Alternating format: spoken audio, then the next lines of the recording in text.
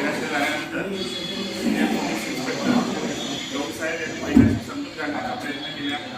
महिला तिथून निघून जाण्यासाठी तयार नव्हत्या, परंतु सिनियर पोलीस लोकसाहेब यांनी महिलांना विनंती केली की आता तुम्ही रात्री इथे राहणं योग्य नाही आहे, तुमचं आंदोलन तुम्ही तसं सुरू ठेवा.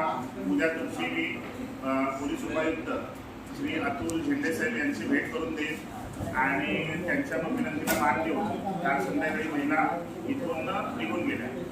आणि आज आम्ही सकाळपासून परत इथे बसलेलो. आज उपोषणाचा आमचा तिसरा दिवस आहे, तरी सुद्धा आज आमच्या उपोषणाची दखल कोणीही अजूनपर्यंत घेतली नाही.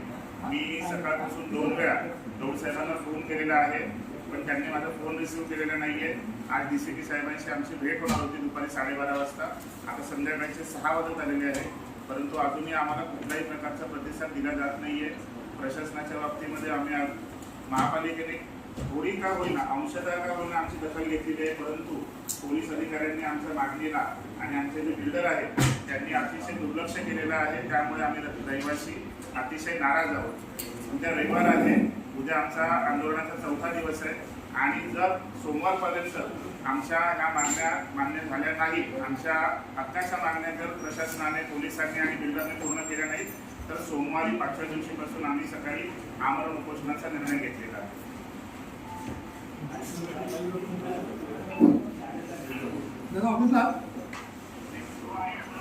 मस्त बातमी टाकतो, डबल बायलाईन द्या.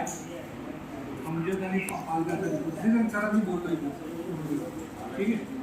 आपल्या सर्व पत्रकारांचे धन्यवाद. तुम्ही आमच्यासाठी बरेचसं कव्हरेज केलेलं आहे, आमच्या आंदोलनाला प्रसिद्धी दिलेली आहे आणि आम्हाला न्याय मिळेल पत्रकार बांधवांकडून आणि समाजातील नागरिकांकडून एवढी आम्ही अपेक्षा बाळगतो. आमची बातमी तुम्ही अशीच कव्हर करत राहा आणि आम्हाला सहजीवन रहिवाशांना ज्या काही न्यायाच्या गोष्टी आहेत त्या तुम्ही लढ्याने मिळवून द्या, अशी मी तुम्हाला सर्वांना विनंती करतो.